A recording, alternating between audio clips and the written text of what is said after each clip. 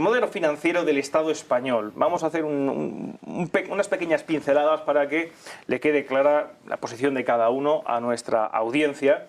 Y vamos a centrarlo en el aspecto, digamos, político y más tangible, donde se puede ver el modelo financiero del Estado español, que son los presupuestos generales del Estado, los problemas y beneficios de nuestro sistema financiero, pero en general el sistema, el modelo económico que tenemos en España. Si quieren empezar, como hemos empezado, Domingo.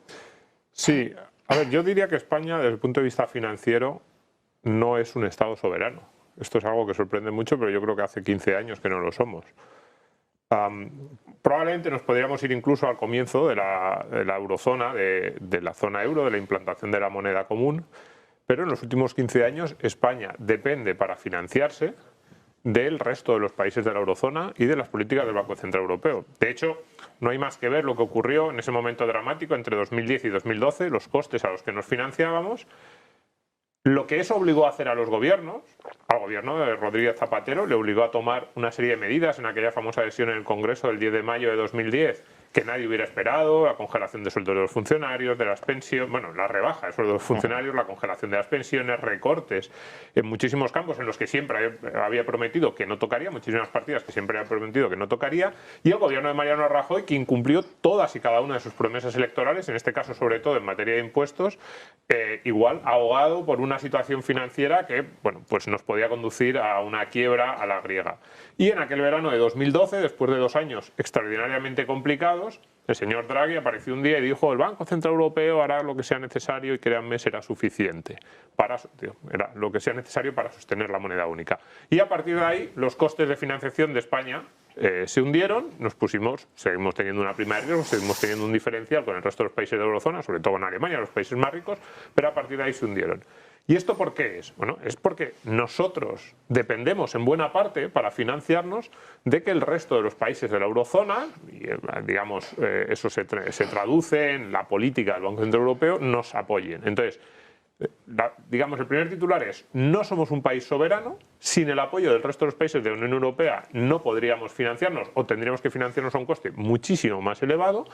Hasta ahora es verdad que no nos han pedido demasiado a otros países, pues como Grecia, Italia, Portugal, puede que les hayan exigido más, pero en el momento en que quieran exigirnos más, como no somos, bueno, pues tenemos un déficit estructural que no hemos conseguido resolver, tenemos una deuda pública muy superior a la que probablemente podríamos aguantar nosotros solos, pues tendríamos que hacer cosas que no querríamos hacer desde el punto de vista político, especialmente los gobiernos, tanto el actual, pues también el posible que hubiese del Partido Popular. Entonces, el titular es ese: estamos en manos de lo que decidan nuestros vecinos de la eurozona. ¿Tú crees que ese modelo es sostenible a largo plazo? Bueno, mientras el ministro de Finanzas alemán o el primer ministro holandés esté dispuesto a sostenernos, sí, llevan 10 años sosteniéndonos, 10, 12 años. El día que esos socios de la eurozona decidan que no, que ya no nos sostienen más, y puede ocurrir, una crisis de gobierno en Holanda, un primer ministro holandés que decide que quiere lanzar algún mensaje populista sobre que los del sur de Europa se están llevando el dinero, las transferencias, y que no se lo merecen. Hay una nueva crisis. Eso me suena. Claro, hay una nueva crisis en la eurozona, como la que hubo entre 2010 y 2015, y como nosotros solos no seríamos capaces de acudir a los mercados a los costes actuales, pues veríamos que se dispararían. ¿Y hasta qué punto podríamos llegar a pagar esos nuevos costes? Tranquilizar a esos mercados si ya no tenemos el respaldo de Alemania, Holanda, Austria o el resto de los países ricos de la eurozona. Buenas preguntas que vamos a tratar de responder a lo largo del programa. Juan Ramón. Bueno, por no repetir muchas de las cosas que ha comentado Domingo, con las que estoy fundamentalmente de acuerdo, creo que también debemos plantearnos el horizonte hacia el que nos dirigimos y la viabilidad financiera de ese horizonte, porque claro, la pregunta que formulabas es: bueno, miremos los presupuestos de este año, que no los hay porque son prorrogados del año pasado, pero bueno, bien, pero esa es una visión de sostenibilidad muy a corto plazo. Pero claro, ¿qué pasa durante las próximas 2 o 3 décadas? Porque al margen de que ahora mismo tengamos un déficit público coyunturalmente en zona cómoda, no en zona muy crítica, unos niveles de deuda pública que han sido en gran medida diluidos por la inflación que ha vivido no solo España, sino el conjunto de la eurozona, a medio largo plazo sí que tenemos un problema en ciernes de endeudamiento público implícito muy fuerte, que es el sistema público de pensiones.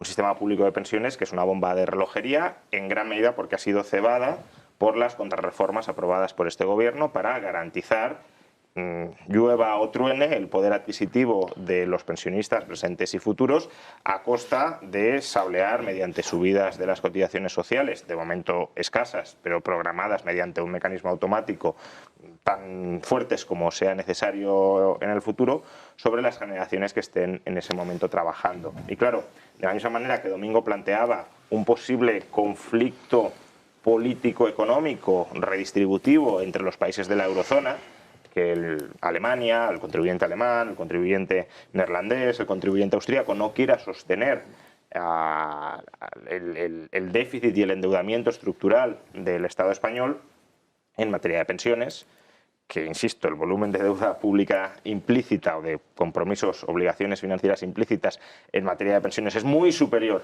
a lo que tenemos emitido en bonos, pues ahí también puede haber un conflicto distributivo intrageneracional, es decir, dentro de un mismo periodo de tiempo, entre dos generaciones, ¿no? Que la generación joven que esté obligada a pagar crecientemente cotizaciones sociales, una parte cada vez mayor de su sueldo, y ahí también podremos meter también el rentismo que puede existir en materia inmobiliaria, si se limita a la construcción de viviendas, si se limita, por tanto, las vías de incrementar accesibilidad de vivienda y abaratar el precio, y por tanto una transferencia desde los jóvenes a los propietarios de inmuebles, que suelen ser también en mayor porcentaje las personas pues, más adultas o ya jubiladas. Claro, la generación joven expoliada, no necesariamente la de ahora, sino también la de dentro de 10 o 20 años, expoliada vía cotizaciones sociales, vía alquileres crecientes, pues puede decir basta, y si dice basta y hace falta una reforma del sistema de pensiones, ¿estarán los políticos dispuestos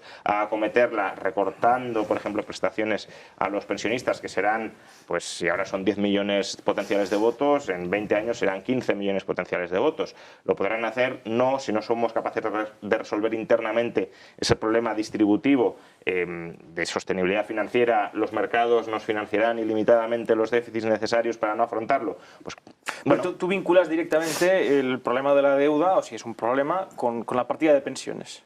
No, o sea, yo creo que aun cuando no hubiese... no es finalista la deuda. No, la deuda claro que no es finalista, pero si tú quieres no afrontar el problema de las pensiones echando el balón hacia adelante, emitiendo deuda, pues si ya tienes mucha deuda emitida y vas a emitir más, los mercados no te lo van a financiar. Pero es que aun cuando no tuvieras deuda, habría un problema en materia de pensiones, obviamente más ligero, porque si no tuviéramos deuda podríamos, como digo, pegar un balonazo y dejar que lo resuelvan las generaciones aún más futuras. Pero bueno, al final son todo pasivos del Estado, tanto los emitidos en los mercados financieros como los implícitos, y lo que hay que evaluar, lo que evalúan los mercados, es la solvencia financiera conjunta del Estado y la capacidad política de las instituciones de ese Estado para resolver, para rehacer, para reformular esa solvencia en caso de que se entre en crisis. Eduardo, ¿tú cómo lo ves? Pues lo veo de una forma muy diferente a lo que se ha comentado aquí. Voy a empezar simplemente señalando que no estamos en el mismo momento que hace 10 años con la crisis de la zona euro y la prima de riesgo desbocada, porque los propios dirigentes europeos aprendieron de los errores, porque los bancos centrales están para apoyar a los tesoros públicos. De hecho, la mayor parte de los bancos centrales en su día se crearon para eso, para ser el banco de los estados. Entonces la anomalía era, desde la creación de la zona euro y todo el proyecto europeo, desde Maastricht desde el año 92 hasta el año 2012, cuando se dieron cuenta de que se habían pasado precisamente tensionando la cuerda, apretando la tuerca a países como a Grecia, ¿no? Entonces esa era la anomalía, la de que un banco central no respaldara la política pública, concretamente la deuda pública de los países miembros. En todos los demás países, sobre todo los desarrollados, con bastante músculo financiero y fiscal, se ha hecho durante todo este tiempo y no ha pasado nada. Por poner ejemplos claros como Estados Unidos, Australia, Reino Unido, Suiza, Japón sobre todo, y por no hablar de China, ¿no? Entonces, mientras haya un banco central detrás, la política pública es sostenible por definición, ya que al fin y al cabo, si viene alguien a pedirle que le devuelva, por ejemplo, los bonos públicos de Japón, ¿no? Dice a Japón, oye, devuélveme el dinero. Bueno, Japón tiene soberanía monetaria, puede crear el dinero para pagarlo siempre, ¿no? Y esto es algo que incluso... ¿Crear el dinero quiere decir imprimir el dinero? Bueno, no, porque imprimir alude a algo físico, y hoy día el 95% de todo el dinero es... Bueno, sí, generar de alguna manera, emitir masa monetaria. Crear dinero, eso es. De hecho, eso es lo que ocurre constantemente. Ahora mismo está ocurriendo cuando un banco privado concede un crédito y no nos llevamos las manos a la cabeza porque eso esté ocurriendo, ¿no? Siempre se suele señalar al Estado como el causante de que haya más dinero en circulación, cuando en realidad eso también lo hace el sector privado. Y no hay ningún tipo de problema siempre que eso esté controlado. Insisto, si Japón está hoy día manteniendo una deuda pública del 250% del PIB, que es prácticamente más del doble que lo que tiene España hoy día y lo puede permitir, es simplemente porque tiene un banco central. Entonces la Unión Europea lo que ocurre es que desde el año 2012 aprendieron, dijeron no podemos permitir esta tensión porque están apareciendo partidos políticos de extrema derecha, Syriza, el 15M, y dijeron estamos tensionando demasiado esto, hay que relajarlo. Y ahí fue cuando el Banco Central Europeo empezó a apoyar a los países, pero no a España, sino a todos, porque vamos de la mano. Y al fin y al cabo, si España tiene un Banco Central que no es suyo solo, pero lo tiene que apoyarle, igual que a Grecia, igual que a otro tipo de países, ¿no? Y por mencionar lo segundo que se ha comentado, el tema de las pensiones, yo llevo escuchando que las pensiones en España son insostenibles desde los años 90. ¿Vale? Un montón de informes financiados por bancos diciendo que en el año 2000 la seguridad social va a entrar en déficit, va a ir a la quiebra, y además haciendo proyecciones sobre el número de cotizantes, sobre pensionistas. Siempre se han equivocado, siempre se han equivocado. ¿Por qué? Porque hay unos intereses económicos en juego, y es que las pensiones públicas es un pastel de dinero gigante al que le quieren meter el diente en los fondos privados de inversión. Entonces la mejor forma de lograr eso es meter miedo sobre la sostenibilidad del sistema público de pensiones, que en realidad, insisto, volviendo a lo anterior, es sostenible siempre que haya voluntad política. Es decir, cada vez hay más gente envejecida y a la que hay que pagarle pensiones, claro, y eso es algo que va a aumentar el porcentaje del PIB destinado a pagar las pensiones. Respecto a lo que dices, perdona, pero los espectadores además de una televisión económica dirán, bueno, pero es que esto lleva sí o sí, por ejemplo, a problemas como la inflación que hemos vivido, por ejemplo, el tema de la impresión de masa monetaria por encima del valor real de la economía dará siempre un resultado inflacionario. Eso es un mito. O sea, hasta el Fondo Monetario Internacional, por no hablar de premios Nobel, que hoy día tienen clarísimo que la inflación que se ha experimentado recientemente a nivel planetario no tiene nada que ver con la creación de dinero, como mucho un poquito, sino que por eso te preguntaba, porque quería que posicionaras esto también, que creo que es importante porque vamos a hablar de ello, pues desde luego. Pues perfecto. La inflación raramente es la consecuencia de que haya más creación de dinero de la cuenta, sino que suele ser por cuellos de botella, problemas de oferta, salarios creciendo más de la cuenta. Esos son factores de oferta, no que haya más dinero en circulación y la gente gaste más de la cuenta, ¿no? O por ejemplo, en Argentina tampoco es un problema de creación de dinero, sino que la moneda se deprecia con respecto al dólar y entonces todas las importaciones te salen mucho más caras, se llama inflación importada, y se te acaba contagiando al resto de la economía, ¿no? Entonces, por terminar con lo que decía, las pensiones, ¿cada vez vamos a tener que destinar mayor porcentaje del PIB a ellas? Claro, porque cada vez hay más porcentaje de la población que es mayor. Igual que también tendremos que dedicar menos porcentaje del PIB a los menores y a los niños, porque cada vez en proporción hay menos. Siempre que haya voluntad política, pagar las pensiones nunca va a ser un problema. El problema va por otro lado, hay un desafío económico. No quiero decir que no haya ningún tipo de preocupación, sino el problema, aparte de todo lo que nos supone el cambio climático y el desafío ecológico, ¿tendremos suficiente mano de obra para atender a las necesidades de nuestros mayores, de nuestros pensionistas? Eso es un problema de recursos reales, no de recursos financieros. Y acabo con lo siguiente, en la pandemia se ha demostrado que el dinero sale de donde haya que salir. Se ha creado muchísimo dinero para atender una emergencia sanitaria. Y ahora ocurre lo mismo con la guerra. Para la guerra nadie se pregunta de dónde sale el dinero. Dinero hay, siempre hay disponible, y la cuestión es ¿para qué? Juan Antonio. Bueno, la verdad es que han salido tantos temas que darían cada uno de ellos para un debate, ¿no? El primero, el de la relativa dependencia del Estado español. Evidentemente, desde el momento en que se eligió entrar en la Unión Europea, eso supone una restricción de determinadas competencias nacionales en beneficio de una Unión que yo creo que en general es muy positiva. Es decir, que España aislada en un mundo multipolar, pues de bloques cada vez más potentes, pues no sería nada. Y en cambio, en el seno de la UE, que ojalá se reforzara todavía más, pues hay más posibilidades de defensa, ¿no? Otra cosa es el debate, que en parte habéis apuntado, de la independencia del Banco Central Europeo, ¿no? Que tiene sus ventajas, pero tiene sus inconvenientes, porque claro, eso implica que a veces la política fiscal va por un lado y la política monetaria por otro, y sería necesario algún tipo de coordinación, ¿no? Porque si no estamos al mismo tiempo vaciando y llenando, ¿no? Como ha pasado alguna vez, ¿no? Pero en todo caso, quiero decir, yo creo que sin duda las posibilidades financieras del Estado español pues son bastante autónomas en general, por supuesto interdependiente, y más cuando se forma parte de la Unión Europea, que repito, ha traído más beneficios que perjuicios, yo creo, para la economía española a lo largo de toda nuestra integración, ¿no? El tema de las pensiones, pues coincido bastante con Eduardo. Es decir, yo también llevo décadas oyendo que esto va a quebrar y ahí seguimos, ¿no?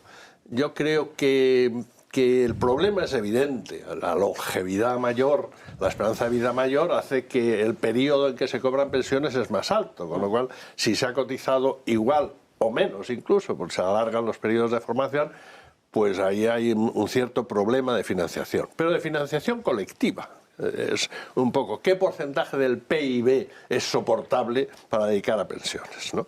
Y el porcentaje del PIB español pues está por debajo de la mayoría de los países europeos. Y por otro lado, si el problema es la longevidad, el problema es que hay muchos años luego para pagar, me temo que un sistema de cotización privada tendría muchos más problemas que uno como el que hay ahora, en que son los activos los que financian los pasivos. ¿Por qué? Bueno, pues se ha visto, por ejemplo, ahora muchos abogados que están dándose cuenta que lo que han cotizado a la mutualidad les deja una pensión muy baja, porque la esperanza de vida, al ser muy alta, genera una pensión muy baja, ¿no? Es decir, esa desproporción entre vida activa y pasiva es la que genera un problema. Pero en términos colectivos, como señalaba Eduardo, lo que hablamos es de cuánto PIB estamos dispuestos, ¿no? Y las previsiones, incluso muy pesimistas, pues hablan, es que dentro de 20 años van a ser un 15% del PIB. Pues es lo que tiene Italia ahora dedicado a pensiones. O sea, que tampoco hay que llamar la atención. Hay que estar atentos, por supuesto, pero que efectivamente yo creo que hay ciertos intereses legítimos privados en potenciar sus alternativas, ¿no? Y luego, desde luego, lo que es injusto es decir que la deuda guarda relación con las pensiones. Eso sí que no es cierto, ¿no? El peso fundamental de la deuda actual se debe en parte a gastos militares, en parte al saneamiento bancario de la crisis de hace 10 años y un empujón último en función de las necesidades de la pandemia que implicó gastos urgentes para compensarlo, ¿no?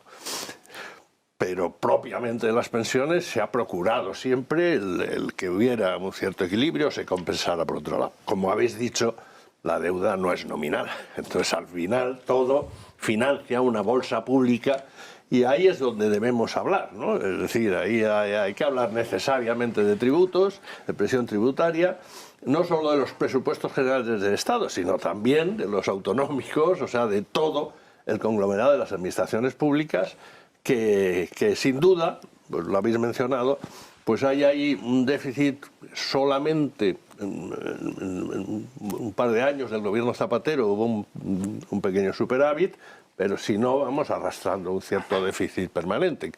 Ahora más controlado, sostenible, como se decía, pero en cualquier caso esa es la reflexión que hay que hacer a medio o largo plazo, ¿no? ¿Qué nivel de gasto público queremos y qué nivel de presión es necesaria para sostenerlo, ¿no? Pues ya han visto, posiciones muy diferentes, vamos a tener desde luego un programa muy interesante y vamos ya con el primer bloque para que se explayen libremente nuestros invitados, pero...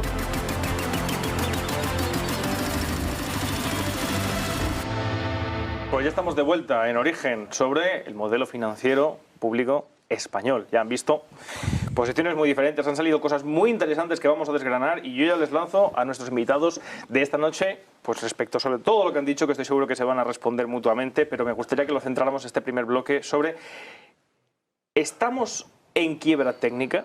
Porque efectivamente nuestro Estado a día de hoy, con los números en la mano, gasta más de lo que ingresa. Eso es un hecho. ¿Es esto sostenible? ¿Qué papel juega la deuda en esta situación económica de nuestro país?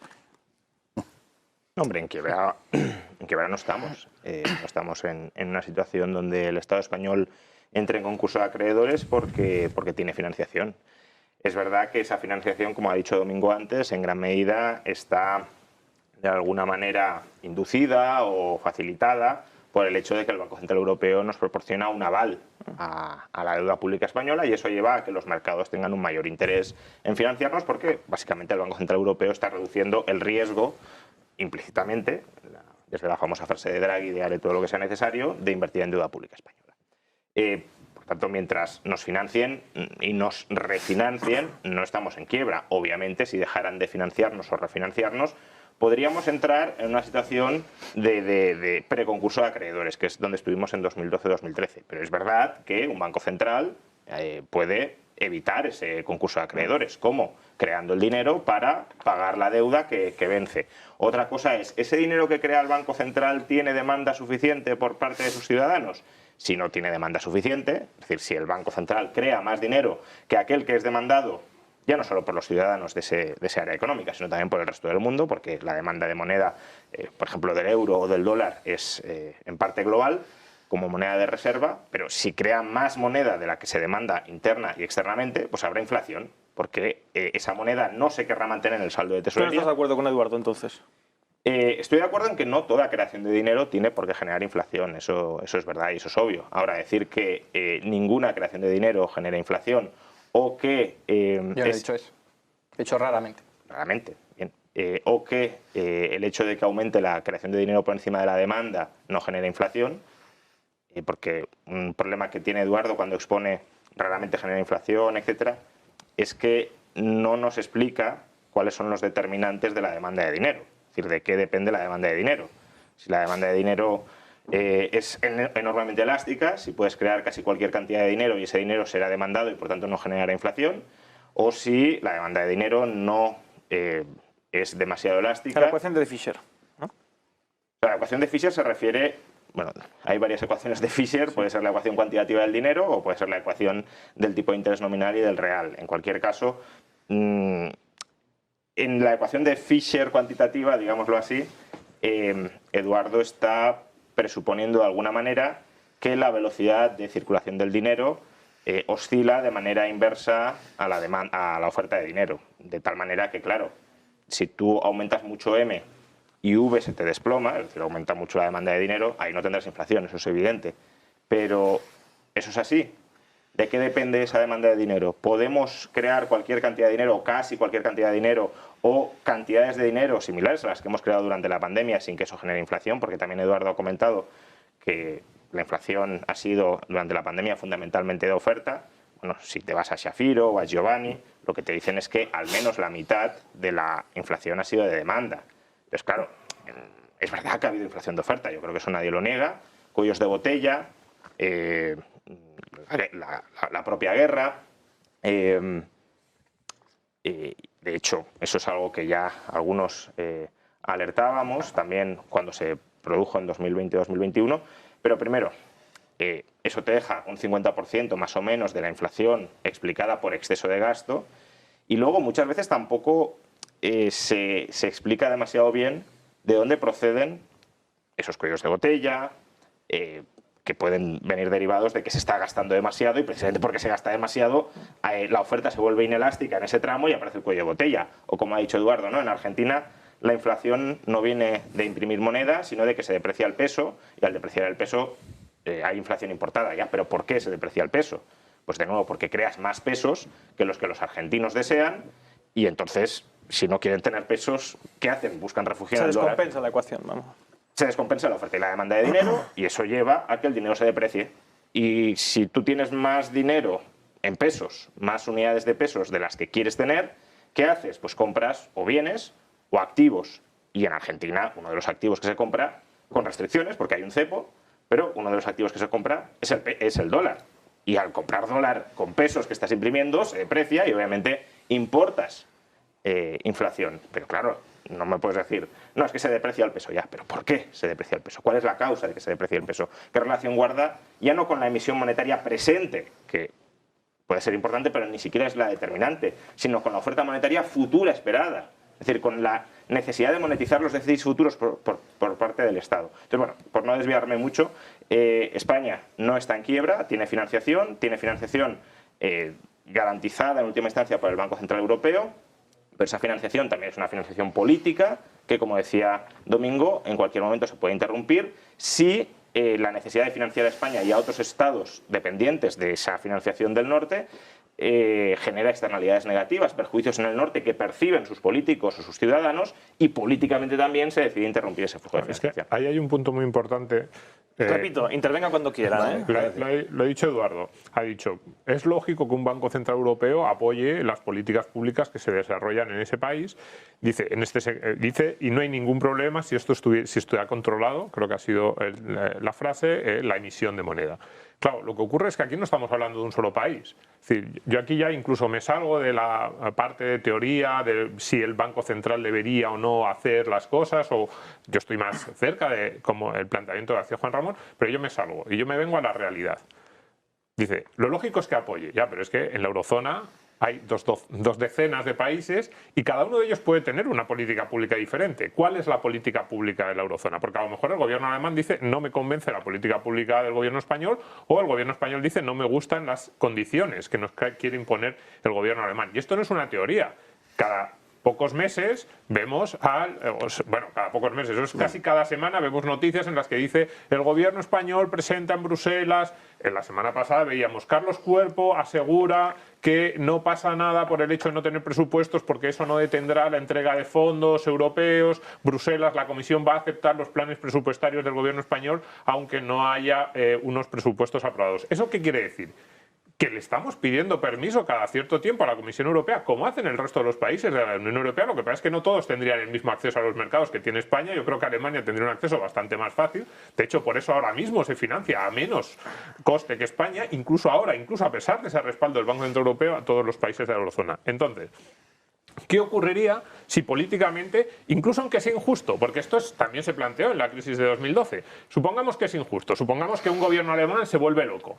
Oye, hemos tenido ministros de finanzas que han sido muy duros con nosotros, supongamos que vuelve a pasar, ¿vale? Entonces nosotros podemos patalear, podemos protestar, no es justo, podemos hacer estas reclamaciones, pero si podríamos financiarnos, si todos somos buenos, si el Banco Central Europeo nos apoya, y yo digo, venga, vamos a ponernos en esa es la teoría. La práctica es, si el gobierno... Es una teoría. Claro, esa es una teoría, yo creo que no sería verdad, pero vamos, que yo ahí lo compro, le digo, la realidad es, estamos en la eurozona y si mañana el ministro de Finanzas alemán hace unas declaraciones diciendo, ni siquiera tiene que decir, no sé, aprobar una ley, no, hace unas declaraciones mañana el ministro de Finanzas alemán diciendo, empezamos a estar un poco tensos con cómo están manejando sus finanzas los países del sur de Europa, creo que va a haber que apretar bastante las clavijas, no es normal que el Banco Central Europeo apoye y respalde este tipo de políticas irresponsables sin visos de que se hagan las reformas necesarias. El ministro de Finanzas alemán hace esas declaraciones mañana y el coste de la deuda española sube 50 puntos al día siguiente y en un mes estamos en 300 puntos de la prima de riesgo. Domingo, esto es así. Entonces, ¿estás de acuerdo conmigo que es un problema político, no económico? Si nosotros quisiésemos, podríamos tener toda la deuda pública que... Ha dicho que no va a entrar en el debate económico, pero que incluso sin entrar en el debate económico hay un problema político. Esta es la realidad, no, pero quiero decir, a Alemania no le pasa esto. Alemania, por una ideología de estar siendo un irresponsable, dice no sé qué, las cosas claro. Y si es Alemania política, no económica. Pero ¿por qué no pasa al revés? El ministro de Economía español sale ahora mismo en televisión y empieza a decir, es que los alemanes son unos irresponsables, nos vamos a ir de la eurozona. Y la prima de riesgo no, porque Alemania es el que la fija, ¿no? El coste de la deuda alemana hace así. De hecho, como diga mucho el ministro de Economía español que se va a ir de la eurozona, a lo mejor hace así el coste de la deuda y baja. Solo de declaraciones, es una cuestión de lo que haga el Banco Central. Mientras siga respaldando la deuda pública en el mercado secundario y ha comprado un pastizal, eso va a estar más o menos controlado, sobre todo porque el incremento no va a ser en intereses de deuda de la noche a la mañana. De todas formas, estamos hablando de hipótesis. Podría pasar, si alguien dice, si alguien tal... Pero vamos un poco a los datos, un poco en línea con lo que tú decías. La situación en estos momentos es de una deuda absolutamente controlable. Tú señalabas que hay países con arrastran una deuda incluso 1,6 billones.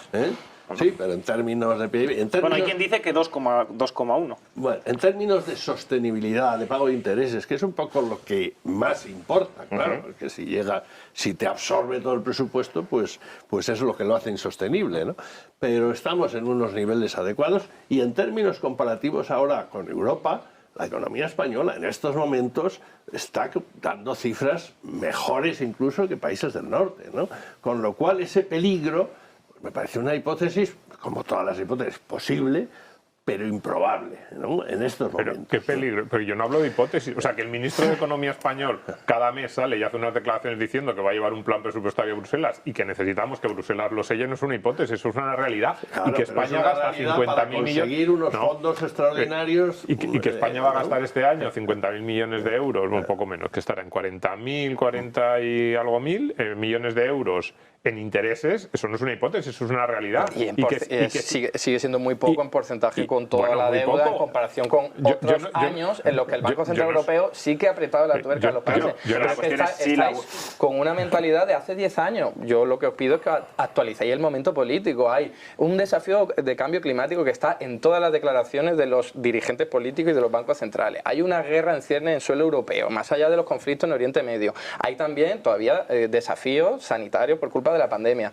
Todo, aparte de la extrema derecha que no quieren que siga aumentando y por lo tanto van a hacer lo que sea necesario para gastar el dinero que haga falta para mantener el status quo. Y estoy hablando del neoliberalismo convencional, no eso, Eduardo, también ha sido muy gracioso político.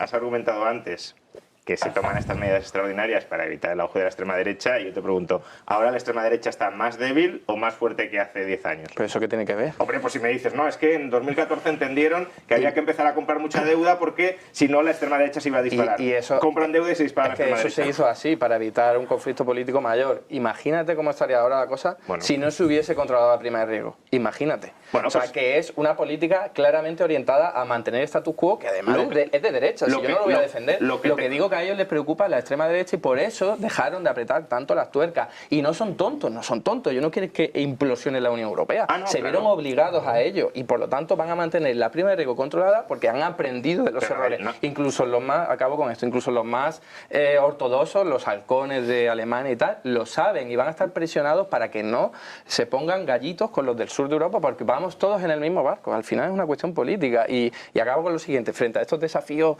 políticos y bélicos que hay en el futuro, mi sospecha es que van a mantener un perfil bajo y van a mantener la prima de riesgo controlada. Bueno, pero es que eso primero depende políticamente, porque no sabes que... Eso es.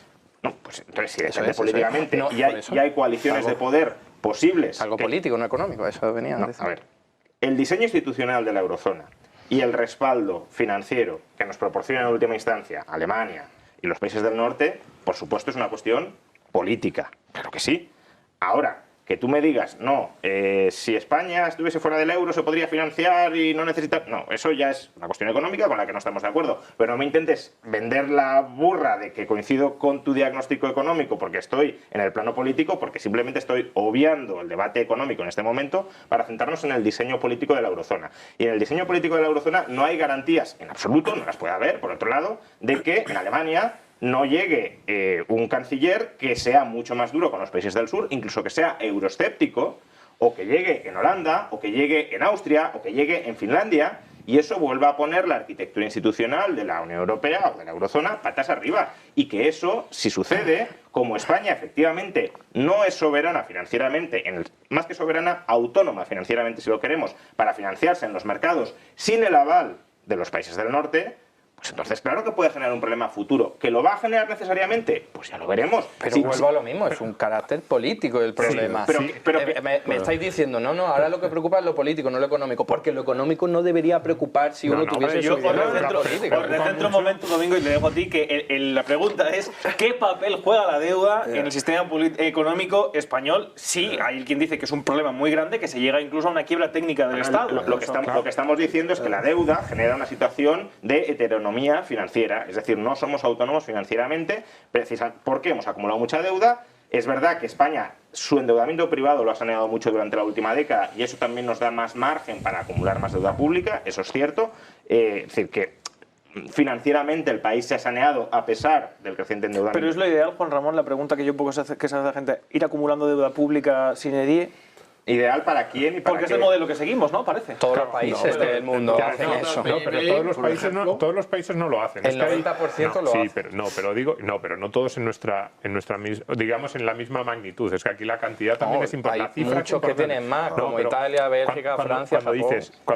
o sea, no me parece que sean países a los que imitar económicamente. No, mejor sinceramente. Haití, Congo, no, Etiopía. Italia, Francia, no, por ejemplo, Dinamarca, que está por debajo del 30% del PIB, o Suecia, que está en el 30%. Porque tiene Quiero decir, superávit por cuenta corriente. Sí, pero que quiero decir, vamos a ver a quién imitamos.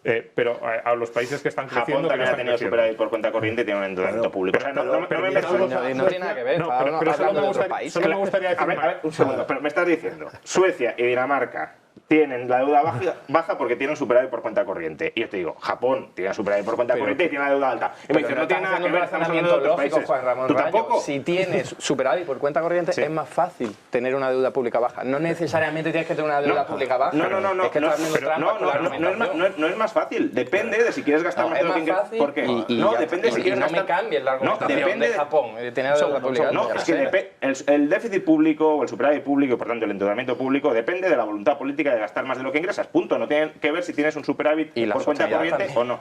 Es un problema Aquí político, hay dos efectivamente. cosas sobre Domingo estaba desarrollando algo. sobre el tema político muy rápido. Lo primero es, recordemos esto, decimos, estamos todos en el mismo barco. Dices, cuidado, si mañana se rompe la eurozona, España se dispara sus costes de financiación, los de Alemania, Holanda, no.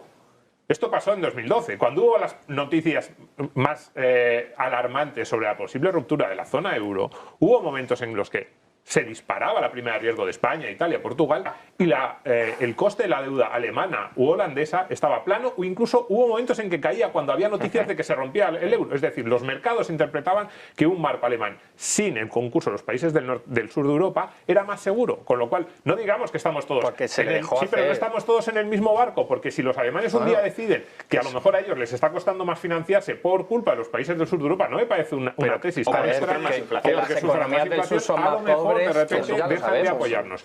Y en segundo lugar, las cifras, vamos a ver. Para mí el documento más importante del Estado es la estrategia de financiación del Tesoro. Estamos hablando de deuda, estrategia de financiación del Tesoro que publica el Tesoro Público en los primeros días de 2024, para que la gente se haga una idea. A ver, este año, financiación neta prevista para 2024, es cierto, no hay presupuestos, pero bueno, yo creo que podamos darla por buena, 55.000 millones. Esto es financiación neta, esto es lo que necesitamos para cubrir el déficit. Cuidado, es decir, tiene que haber gente, los mercados... Para pagar lo que ya debemos. Vamos, No, para pagar lo que ya debemos, no, simplemente para cubrir el déficit que vamos a financiar. lo que vamos a deber. Pero la Domingo, financiación bruta, un momento, la colas financiación bruta en el Banco total, de España para comprar la bono público. financiación bruta total son 258.000 millones. 258.000 millones. Eso es lo que va a emitir el Tesoro español este año. Es decir, tiene que haber gente que nos preste 260.000 millones. y esa a gente largo está plazo, haciendo colas para comprar 175.000. bonos públicos. Mira, con los paisanos que están haciendo colas no cubres ni el 0,1% de esta cifra y lo sabes. No, pues, cubres ni el 0,1% con los paisanos que están haciendo cola. Precisamente los 273.000 millones. Y de esos 258.000, 173.000 a largo plazo. Es decir, ¿cuánto de ese dinero se cubriría si nos deja apoyar la eurozona o si incumplimos los acuerdos? Porque cuidado, no. Y si mi abuela tuviera una bicicleta, no, pues no, que no, lo pero mismo es con eso. que estamos Es que no está ocurriendo eso. ¿Cómo bueno, que pues está ocurriendo? Estamos no, yendo cada día, cada mes a Bruselas a pedirles permiso, porque si nos Porque quitan es el un apoyo... banco central, igual que y ha porque puesto nosotros los lo que central puede estamos cambiar. diciendo, entonces cuando puede dices, cambiar, ¿cómo? Y hace 10 años fue diferente, Claro, pero ahora no sí, pero estamos lo que ahí, yo digo estáis retrotrayendo hace 10 años es para que- argumentar lo no, de ahora. no, Es un no, momento no, político no estoy diferente. desarrollando, No estamos me diciendo que preguntan. ahora pase esto, estamos diciendo que Que ahora podría puede pasar. pasar esto, Claro, claro, Y obviamente. que, no Y solo es que muy puede raro. pasar, que cada mes pasa y que cuando me dicen ¿cómo afecta, creo que era la pregunta de Rubén, cómo afecta la deuda a la arquitectura institucional española? ¿Cómo afecta? Cada mes estamos pidiendo permiso para que nos financien y somos no somos autónomos, pues yo creo que podemos decir perfectamente, no somos soberanos desde un punto de vista financiero y eso tiene una serie de implicaciones. Y que los niveles de déficit que tenemos además son insostenibles. Sí, son insostenibles si mantenemos los niveles de déficit que hemos mantenido en los últimos 10 años. No vamos a poder... Porque los Depende costes, de lo que haga el Banco porque Central ¿cuáles son Europeo. los...? Hombre, si A te ver, financian, si te lo que paga estamos de Alemania, acuerdo si en te lo eso. paga Alemania, Grecia podía seguir como hace 15 años. Alemania podía haber seguido pagándole la fiesta a Grecia, pero Efectivamente, Alemania en un momento dijo no, y yo creo que también en algún momento, si nosotros no somos luego dijo capaces sí. de cerrar Luego dijo sí. nuestras cuentas, nuestros números rojos del Estado, también Alemania en un momento dirá no, ya O sea, no te por la financio más. interpretación política. dejo contestar ahora, Eduardo. Simplemente vamos a hacer una pequeña pausa publicitaria y volvemos enseguida, como ven, con el debate candente.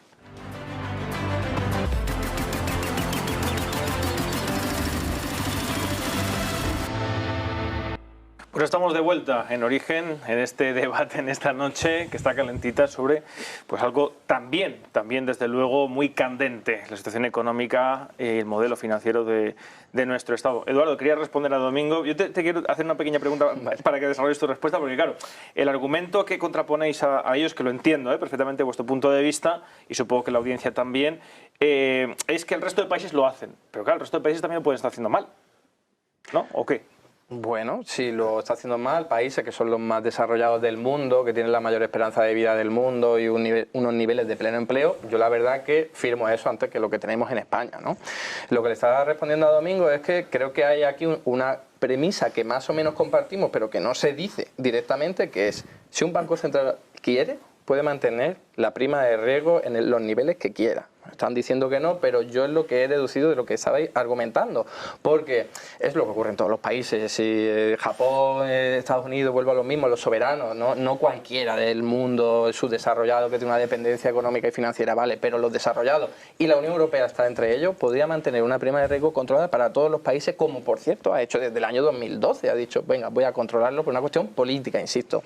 Entonces, si tenemos eso en cuenta, no hay un problema económico, es un problema político. El Banco Central Europeo no es nuestro y evidentemente va a depender de la correlación de fuerza en Europa. Mi argumentación es que no estamos hace 10 años, han pasado muchas cosas desde entonces, la crisis del euro ha puesto en evidencia que no puedes tensionar tanto la cuerda y sobre todo la pandemia ha demostrado que puedes elevar todo lo que quieras del déficit público para rescatar a la economía frente a una emergencia sanitaria sin que haya problemas de deuda. Algunos argumentarán eso estimuló un poco la inflación o mucho, lo que sea, pero económicamente no se puede decir que España tenga un problema de quiebra, de insostenibilidad, porque siempre que el Banco Central quiera puede hacerlo. Que luego puede haber un cambio de opinión político, vale, pero ese será un problema de carácter político que desde mi punto de vista, por cierto, creo que no va a ocurrir por lo que he argumentado, ¿no? Entonces, vuelvo a lo mismo y acabo con esto. O sea, no perdamos de vista que al final, si un Banco Central europeo o quien sea quiere, puede mantener. Entonces, el problema es señalar al Banco Central a ver qué hace. Si es soberano, pues se va a preocupar por su país. Si no, pues sí que quiero hacerte otra pequeña pregunta, porque a ver, yo vengo del mundo del derecho y en la ley concursal uno está en concurso cuando no puede cumplir fielmente y a previsión con sus obligaciones de pago.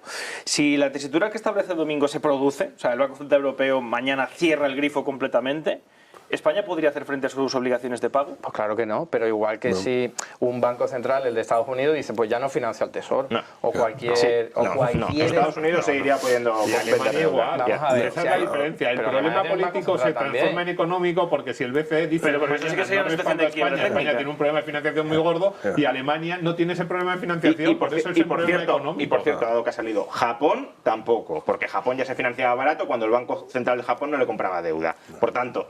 Bueno, por tanto, el hecho de que el Banco Central deje de comprar deuda, hay países a los que los aboca al concurso de acreedores y hay otros a los que no. No digamos que la situación de España en ese sentido es como la de Estados Unidos, la de Alemania, ni siquiera la de Japón. Bueno, pero es que le habéis dado la vuelta a mi argumentación. Mi argumentación es que si hay un Banco Central, puede mantener la prima de riesgo siempre que Pero quiere. Rubén te ha si dicho... no hay Banco Central... Yo te pregunto, porque los espectadores se lo hacen. Es que los espectadores tienen deuda y ellos se preguntan, bueno, si mañana yo dependo de la deuda del crédito del banco, de tales y cuantos, y me cierran la tarjeta, me cierran tal, ¿qué es lo que pasa? Mucha gente cuando va a concurso, tiene que tal. Entonces, ¿qué pasaría en este sistema político? Es una hipótesis surrealista que un país no tenga banco central. Por eso digo, ¿cómo operaría? Hay que pensar tendría banco central, supongo que volvería el Banco de España. Todos los países tienen banco central y todos los países van a hacer lo que sea para mantener la sostenibilidad de su país. Pero no todos los bancos cuestión es política, que haya gente muy pero no todos los bancos, porque hasta Rusia impagó su deuda pública en los años 90 cuando tenía soberanía monetaria. Si alguien se quiere atar las manos puede hacerlo, pero no tiene por qué. Entonces, sí, que me dice que frente al mundo salvaje de los mercados le valorarían peor la deuda pública española que la alemana, no te fastidia, ya lo sé. Pero no por ser salvaje, sino por ser muy racional, ¿eh? No, el mercado privado es el mundo salvaje en el que ahí la demanda y la oferta a tutiplén y la gente con más capacidad económica tendría más demanda poder y de oferta decisión racional, que gente que no tiene ningún que tipo son capaces de analizar la capacidad de repago de un Estado y dicen España sí, Banco Central no es capaz de repagar la deuda, Alemania sí, por tanto España es un riesgo más alto que Alemania. No veo ninguna salvajada ahí. Afortunadamente el mundo nunca ha funcionado así. Los bancos centrales siempre han intercedido. De entrada, no siempre ha habido bancos centrales. Por tanto, en algún momento ha tenido que funcionar así. Siempre las autoridades públicas, me da igual como lo quiera llamar, un tesoro, el Ministerio de Finanzas, intervienen para ello. Entonces no pensemos en un mundo surrealista de los agentes económicos viendo cuál es la deuda pública más Eduardo, sostenible. si hace 10 años pasó así, o sea, no me digas... el Banco Central Europeo no me digas, nunca pasó así. Hace 10 años pasó así, o sea, nunca hace 10 años... Y no ocurrió al 100%, porque también está el Banco Central, aunque hiciera Pero también es menos verdad que hoy día. nosotros no tenemos nuestra propia soberanía monetaria, estamos dentro de la eurozona, dependemos de un Banco Central externo de España. Pero la situación actual es que a mí me parece, hablar de quiebra técnica, me parece desmesurado para la situación actual. Es decir, el nivel de deuda español es incluso algo mejor que hace unos años, en estos momentos, y la carga de la deuda, afortunadamente, pues estaba bastante a largo plazo, a tipos de interés bajos, y por lo tanto es absolutamente sostenible. ¿Qué puede pasar una debacle? Pues lo más que puede pasar es que haya que apretar clavijas en determinados campos, pero no lleva una quiebra técnica. Es decir, incluso hace 10 años era más que había que tomar medidas drásticas. Ya, pero no se querían tomar. Y en 2012, según el ministro de Economía, que también puede haber ahí bastante propaganda, pero bueno, viendo la prima de riesgo y los tipos de interés, no creo que sea tan propagandístico. Según el ministro de Economía, estuvimos en situación de prequiebra en 2012. Bueno, yo creo que se exagera mucho. Pero de todas formas, yo voy a entrar. Tú has dicho... me gusta más el modelo de Dinamarca o Suecia que están en niveles de endeudamiento más bajos. Lo que he dicho es que tienen niveles de endeudamiento mucho más bajos. bajos. No todos los países tienen ¿por qué no tienen más bajo? Entre otras cosas porque tienen una presión tributaria bastante más alta que la nuestra. Porque Suiza también tiene un nivel de deuda pública muy bajo y la presión tributaria es mucho más baja. Tiene superávit por cuenta corriente elevada. De nuevo, el superávit por cuenta corriente no determina el saldo presupuestario.